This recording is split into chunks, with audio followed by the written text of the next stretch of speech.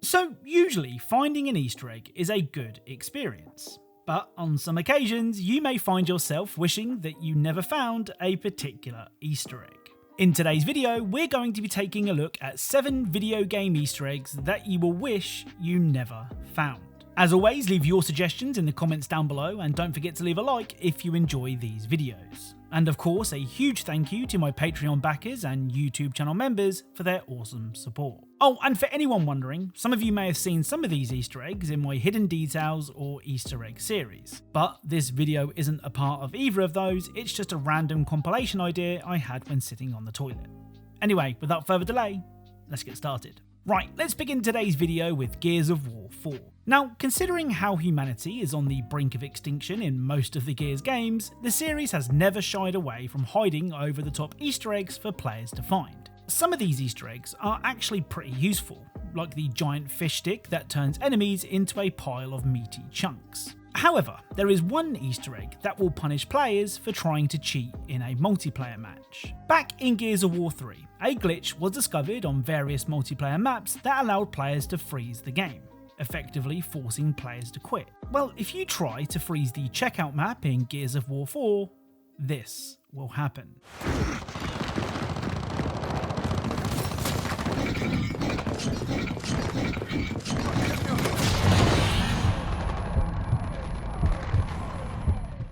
So, in what can only be described as a better luck next time moment, a fist will burst from the wall and down your character, leaving your team at a disadvantage whilst everyone else will know exactly what you were trying to do.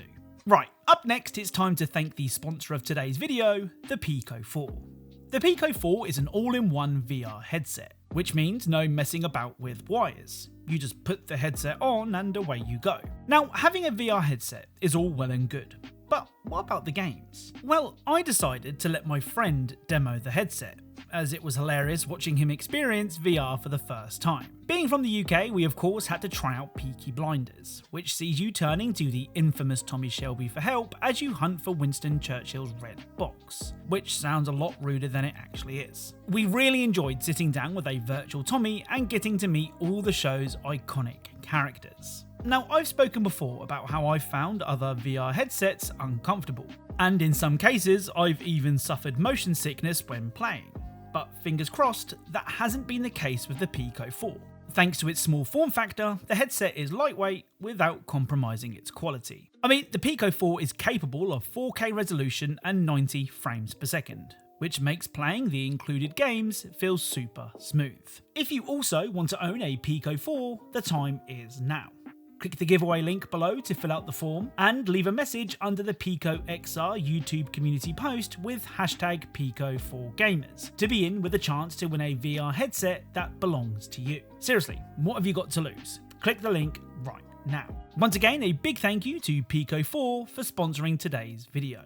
Next up is a game that I'm sure that many of you won't have heard of, and after seeing this next Easter egg, many of you won't forget. Nyctophobia: Devil Unleashed is a psychological horror game that takes place in an asylum. Now, the game itself is nothing special, being your typical PC horror game, but it does feature an Easter egg that you really don't want to find. Near the end of the game, you can find a crowbar which is needed to progress. However, if you take the crowbar and find this briefcase by the bathrooms, you will be able to unlock it using your newly acquired tool. Inside of this briefcase is a mystery key, and if you take said key to the basement, you will unfortunately find this.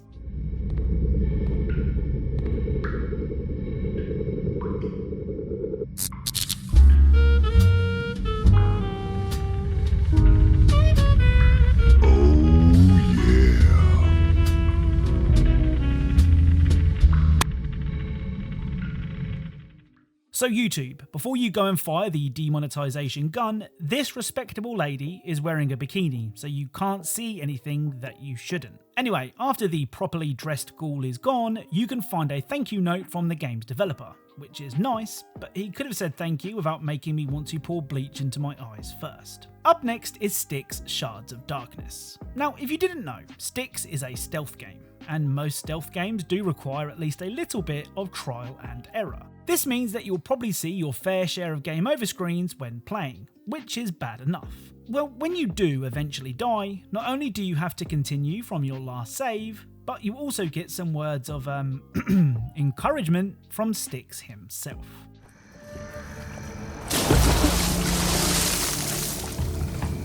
Ordering a double pepperoni pizza with extra cheese, please.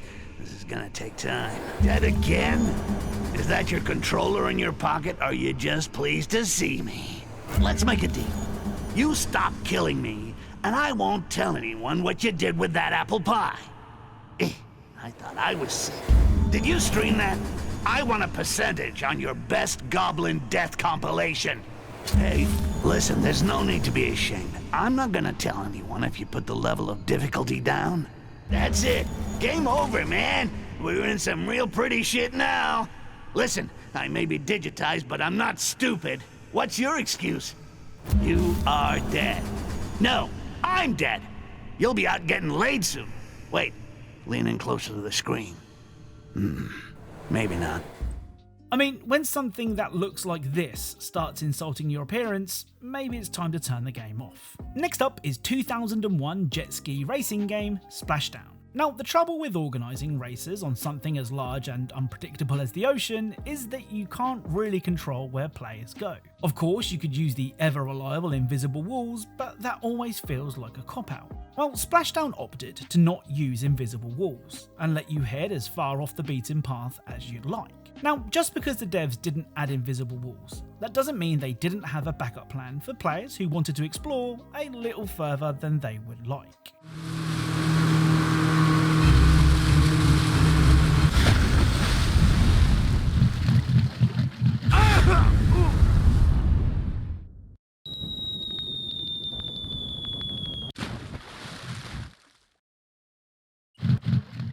I mean, I don't know about you, but give me a giant tentacle over an invisible wall every day of the week. Though I'm not sure your character would agree. Up next is The Walking Dead Season 1. Now, the world of The Walking Dead is obviously a bleak one. The world has been overrun by zombies and humanity isn't prepared for it in the slightest. This leads to people from all walks of life banding together for the greater good, and that includes people both young and old. One of these young whippersnappers is Duck, the son of Kenny and Katja. Now, Duck is a typical young boy. He's excited by almost anything and wants to feel like he's helping. Unfortunately for the strangely named child, Duck is bitten and slowly starts to succumb to the inevitable. Now, rather understandably, Duck's father Kenny is stuck in a long Egyptian river called Denial. Well, for some reason, the responsibility is placed on Lee to confront Kenny and make him face facts. I mean, that's what you're supposed to do, but if you approach Kenny and stay silent the entire time, this will happen. You need to stop the train.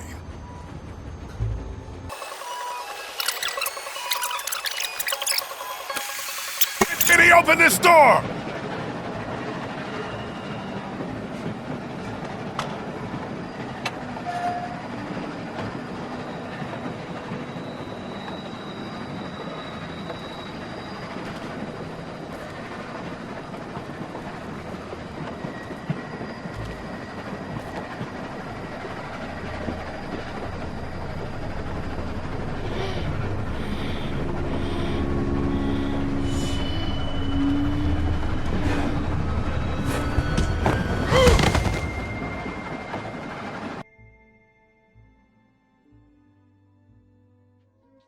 So Duck will eventually turn and kill everyone on board the train. This is an outcome that only 0.5% of people have seen before, and it's one that I'm betting a lot of people wish they didn't.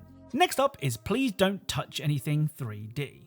Now, games like Please Don't Touch Anything have always fascinated me. The idea of placing a player in a room with a simple instruction, then having to predict exactly what the player will try, is kind of unique. The fact that the game has over 30 different endings means that the devs did try to think of almost everything, and this next Easter egg is an example of that. At the beginning of the game, if you press the button 16 times, a hammer will appear.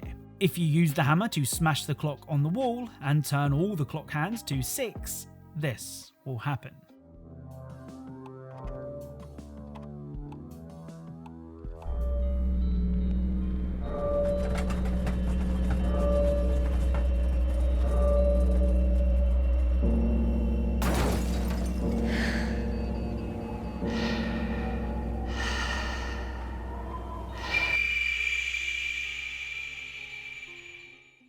Now, I don't know about you, but this is an Easter egg that I would hate to find accidentally. I mean, granted, it's not likely to be found accidentally, but you get what I mean. Anyway, if you turn around really slowly, you can get a better look at the creepy figure, though I'm not sure why you'd ever want to. Right, let's end today's video with the Family Guy game.